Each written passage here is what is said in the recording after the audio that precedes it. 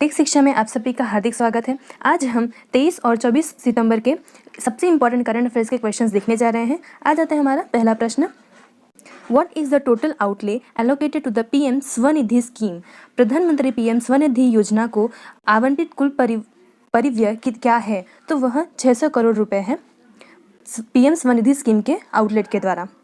इसके बारे में कुछ जानकारी देख लेते हैं। पीएम स्वनिधि का फुल फॉर्म क्या है? PM street vendors Atmanirbhar Nidhi. Launch कब हुआ था? लॉन्च हुआ है 1 जून 2020 में ये लॉन्च हुआ है। साथ ही में किसके द्वारा लॉन्च हुआ गया था? तो ministry of housing and urban affairs के द्वारा। एम क्या है इसका उद्देश्य है देश भर में 50 लाख से अधिक सड़क विक्रेताओं को वित्तीय सहायता प्रदान करना। To provide financial support to more than 50 lakh street vendors across the country. Loan कितने तहत मिलेगा? तो लोन सभी को जो स्ट्रीट वेंडर्स हैं उन्हें तकरीबन 10,000 जितना रीपेबल मंथ के हिसाब से इंस्टॉलमेंट में टेन्योर मिलेगा 1 साल के लिए। तो यह स्कीम पीएम स्वनिधि योजना सबसे ज़्यादा स्ट्रीट वेंडर्स के लिए लाभदायक है। आगे बढ़ते हैं।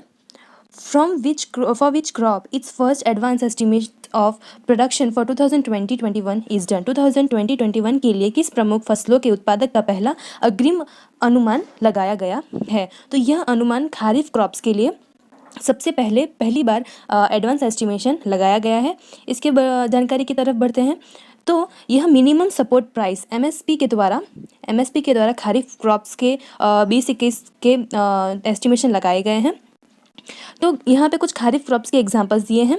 आपको पता है खारिफ क्रॉप्स के अभी हार्वेस्टिंग का सीजन है। तो एमएसपी उसका 2020-21 का कितना है? यहाँ पे पहला आ जाता है पैडी, उसका एमएसपी है 1868 रुपीज़। बढ़ा कितना है? तो 53 रुपीज़। ज्वार का है 2620, कितनी बढ़ोतरी होती है? तो 70 रुपये। बाजरा का है 2150, बढ़ोतरी है 150 रुपीज़। मेज़ का है 1850 रुपीज़, इंक्रीज कितना हुआ है? 90 रुपीज़। रागी का है 3295 रुपीज़, इंक्रीज कितना हुआ है? 145। कॉटन 5515 रुपीज़, इंक्रीज कितना हुआ है? तो प्लस 260 रुपीज़। यह एमएसपी रिलीज किसके द्वारा किया गया है? तो release by the department of agriculture and farmers welfare. आपको पता है आगे भी हमने डिस्कस किया था कि minister of agriculture and farmers welfare कौन है? वे हैं नरेंद्र सिंह तोमर जी, जो कि हैं मुरैना मध्य प्रदेश के। और साथ ही में उन्हें फूड प्रोडक्शन का भी मिनिस्टर बनाया गया है। नेक्स्ट क्वेश्चन आ जाता है हमारा। Bibhu Ranjan Choudhury of Assam died at the age of 71, belongs to which background? Bibhu Ranjan Choudhury ji किस क्षेत्र के हैं जिनका निधन 71 वर्ष की आयु में हुआ? तो वे बिलोंग करते हैं म्यूजिशियन, वो एक म्यूजिक डायरेक्टर थे। उनके बारे में कुछ जानकारी देख लेते हैं। उनकी पहली मूवी थी सूत्रपात, जो कि हुआ था 1987 में। उसमें उन्होंने म्यूज़िक कंपोज किया था और साथ ही में compose the music of Guwahati Doordarshan first serial Jibon और बटोट। गुवाहाटी दूरदर्शन के पहले धारावाहिक जीबोन और बटोट का संगीत तैयार किया था। नेक्स्ट क्वेश्चन आ जाता है हमारा। On which day do we celebrate international day of sign languages? हम अंतर्राष्ट्रीय सांकेतिक भाषा दिवस कब मनाते हैं? जो व्यक्ति कानों से सुन नहीं सकते उनके लिए यह स्पेशल लैंग्वेज होती है, साइन की लैंग्वेज, जो कि अपने हैंड के इशारों में साइन देके वो संकेत देके वो बात करते हैं एक दूसरे से। तो वह दिवस इंटरनेशनल लेवल डे कब मनाया जाता है? तो वह 23 सितंबर को 23 सितंबर को हम अंतर्राष्ट्रीय सांकेतिक भाषा दिवस मनाते हैं। इसके बारे में कुछ जानकारी देख लेते हैं। On 23 September 1951, in the honor of World Federation Day of Deaf, we celebrate this day as World Day of Sign Languages. हम 23 सितंबर को 1951 से ही विश्व मुख फेडरेशन की स्थापना हुई थी और उसी उपलक्ष्य में हर साल अंतर्राष्ट्रीय साइन लैंग्वेज दिवस मनाया जाता है। 23 सितंबर 2018 से ही यह इंटरनेशनल लेवल पे मनाया गया है। यूएन यूनाइटेड नेशंस के द्वारा यह सेलिब्रेट किया है। क्यों? तो किसके अंतर्गत? तो diversity of people globally.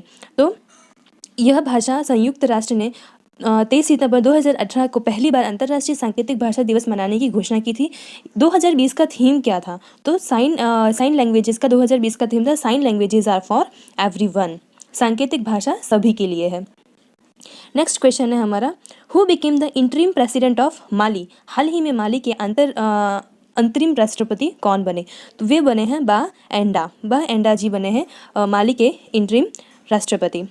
On August 19, 2020 Mali president Ibrahim Boubacar Keita announced his resignation. 19 अगस्त 2020 को माली के राष्ट्रपति ने अपने पद से इस्तीफा दे दिया था। फिर माली के भूतपूर्व रक्षा मंत्री बाह एंडा जी हैं, जो हैं अभी प्रेसिडेंट बने हैं माली के। वो पहले कौन थे? वो पहले माली के रक्षा मंत्री थे। माली के अंतरिम राष्ट्रपति के लिए बनाए गए हैं।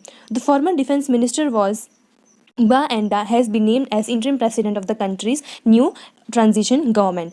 माली का कैपिटल हो जाता है बमाको और उसकी करेंसी है वेस्ट अफ्रीकन CFA फ्रैंक। ये सबसे इंपॉर्टेंट क्वेश्चन है, इसको नोट कर लीजिएगा, ये बहुत सारी एंट्रेंस एग्जाम्स में पूछा गया है। Who is the writer of the book kitchens of gratitude?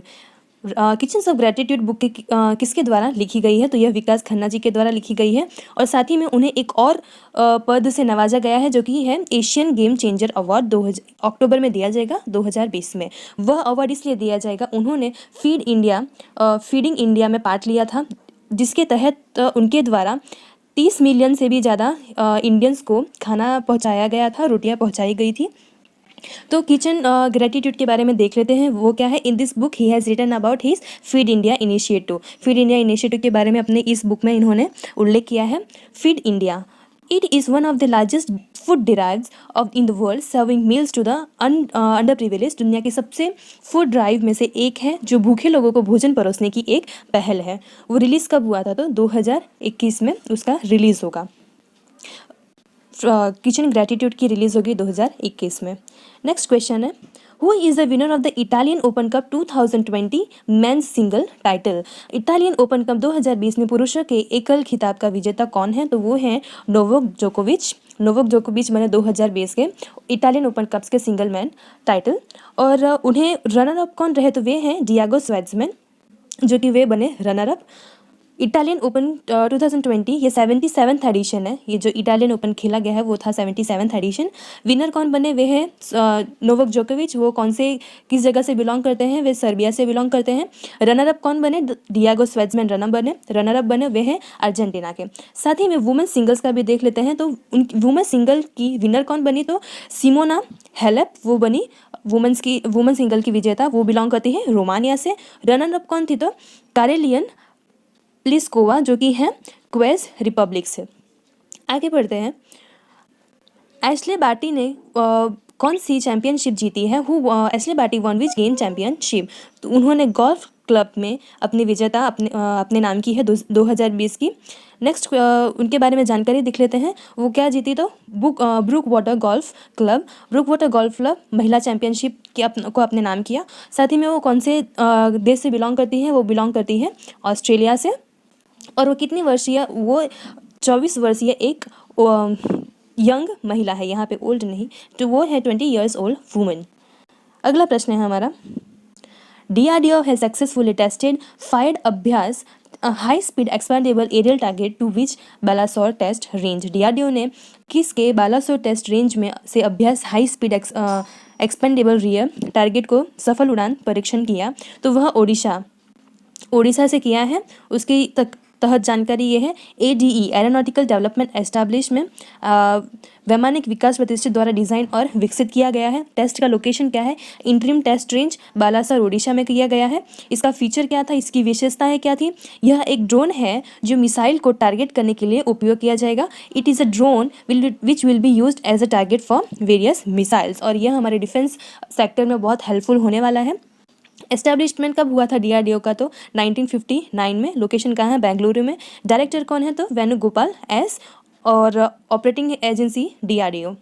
अगला प्रश्न है हमारा, who is being appointed as the new administrator of PMC bank? किसे PMC बैंक के नए प्रशासन के रूप में नियुक्त किया गया है? AK दीक्षित जी को प्रशासन के नए एडमिनिस्ट्रेटर ऑफ PMC बैंक के अपॉइंट किया गया है। उन्होंने किसकी जगह ली? उन्होंने किसका पद लिया? तो उन्होंने जय भगवान भूरिया को उनका पद लिया है। और जय भगवान भूरिया ने step down on 22 September due to health reason. कुछ स्वास्थ्य परेशानियों के कारण उन्होंने अपना इस्तीफा दिया। साथ ही में AK दीक्षित जी को RBI ने नियुक्त किया है। और Punjab and Maharashtra cooperative bank PMC का फुल फॉर्म है Punjab and Maharashtra cooperative bank. Found कब हुआ था? तो 1984 में फाउंड हुआ था। इसका हेडक्वार्टर है मुंबई में इसका हेडक्वार्टर है। और CEO कौन है? तो सुरिंदर पाल सिंह है PMC के। CEO। होप आपको वीडियो अच्छा लगा हो। प्लीज़ चैनल को सब्सक्राइब करिए, ज़्यादा से ज़्यादा लाइक एंड शेयर करिए, जो कि हर बच्चों के पास हमारे करंट अफेयर्स पहुंच जाएं। धन्यवाद।